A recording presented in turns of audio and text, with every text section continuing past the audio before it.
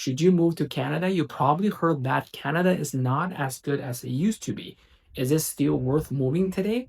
All great questions. Let's look at the graph. This graph will help you make a decision today. Let me explain in more details. Plans to move to Canada has little to do with future aspirations. If you are thinking of moving to Canada, you should be comparing your current situation versus what life in Canada you are going to have, considering that all variables are the same. Would your life be better if you have the same job in Canada, same living conditions, same surroundings? When people ask me if they should come to Canada or is Canada worth moving to, there are many questions that I ask in return. I have seen tons of newcomers who plan to prepare their move to Canada only to be disappointed and move back within the first year. What happened?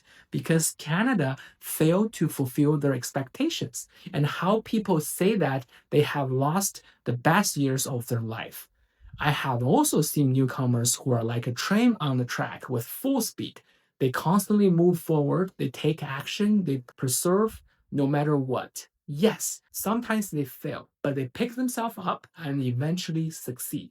You know, what everyone hates Canada has something in common, and everyone who succeeds in Canada has something in common as well. My name is Sibo. I moved to Canada from China about 27 years ago. I came as an international student and now build a lovely family with my beautiful wife and two smart boys. Make sure to subscribe my channel because we'll be talking about in more details in the future videos.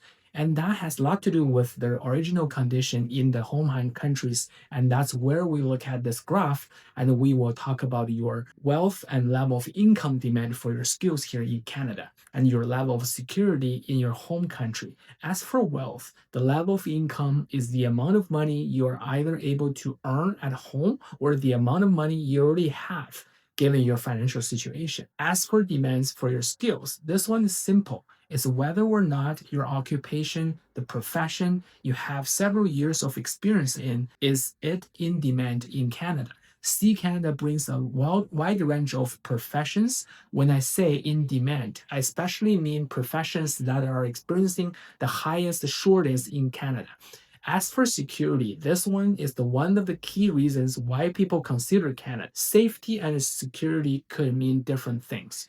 Your country could be in a state of war or some danger in threatening you and your family due to your religious, social, or political belief. Some example could be any discriminatory laws, high level of corruptions, your social status in relation to the government, how society treats you or people like you. So let's look at first two criteria because that's where the meat of decision making is happening. We're looking at your income and your occupation. Left is low demand, right is high demand. Bottom is low wealth and top is high wealth. Let's start from here. If you have low wealth and your occupation is not in demand in Canada, it's an easy no. It's not worth moving to Canada. You will likely not have enough money to come to and survive in Canada for the first 6 months. And you will likely struggle finding a job here and the experience will be miserable. I have met several newcomers who are in this situation. They moved to Canada because they managed to get enough points through immigration system back in time. But their profession is not in real demand. In fact, their profession requires true Canadian experience to do well. Like marketing, sales, finance, nobody would hire them. So they end up getting a survival job, taking a loan and go back to school to upgrade their education. You don't want that. It will be a big burden for you and your family juggling work and study while getting yourself into student debt. If you are in this quadrant, it's not worth it moving to Canada. Instead, study and in-demand studio in Canada in your own country for way cheaper. Network with people in your new occupation in Canada and then try immigration again. Now, let's assume your profession is not in demand in Canada, but you have a high income in your home country, or you have a relatively rich family who has the means to pay for your relocation. In this case, it's also not worth moving to Canada. If you have the money, we assume you're happy and comfortable in your own country. Why bother changing something? Unless it's for security reason. And we will look at this scenario in just a minute.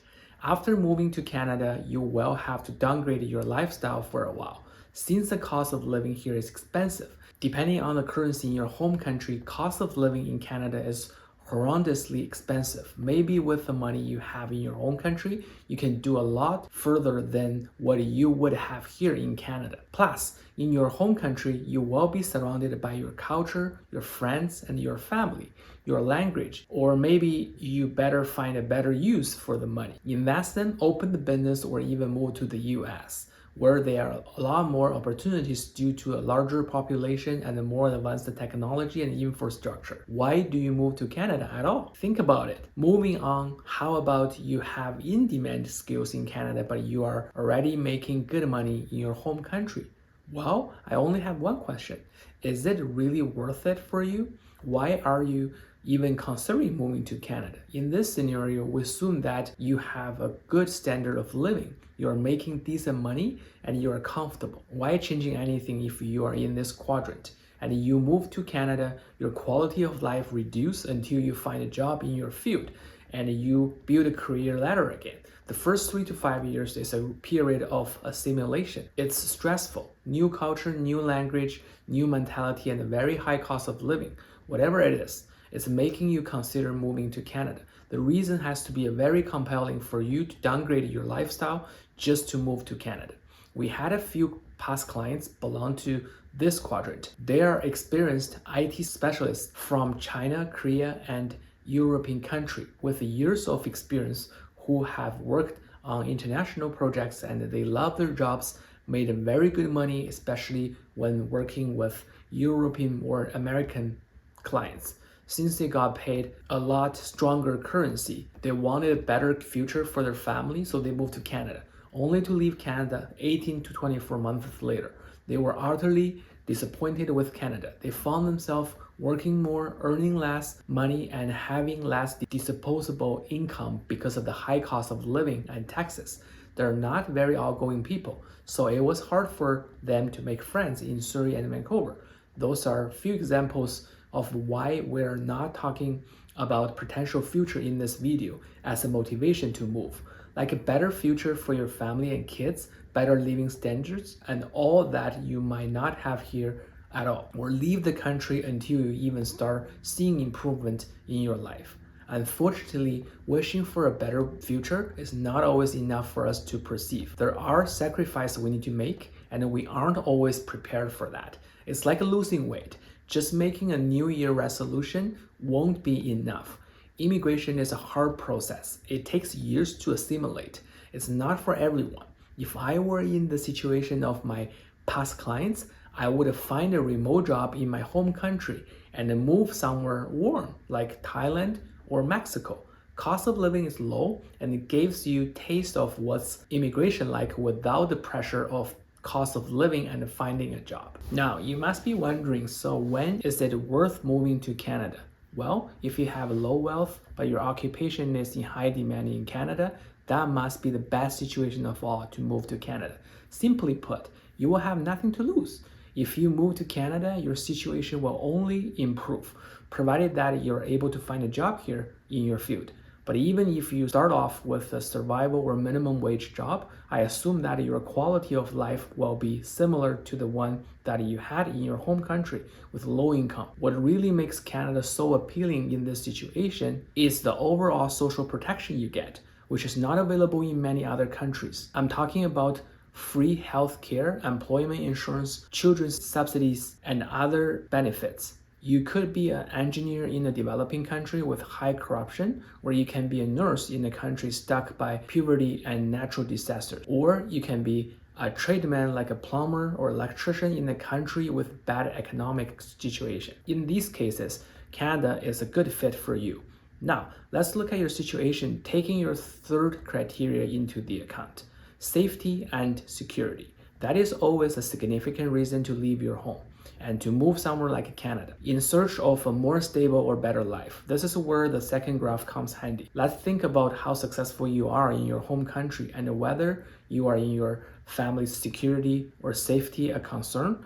If you are not feeling safe for any reason, regardless of your success level in your occupation, the decision to immigrate is the best decision you can make for your family. As human, you are willing to work twice as hard as much to provide for the future of your family. If you are safe in your home country, but it may not so successful, how about you learn new skill? Try other field of work. It will be easier in your home country.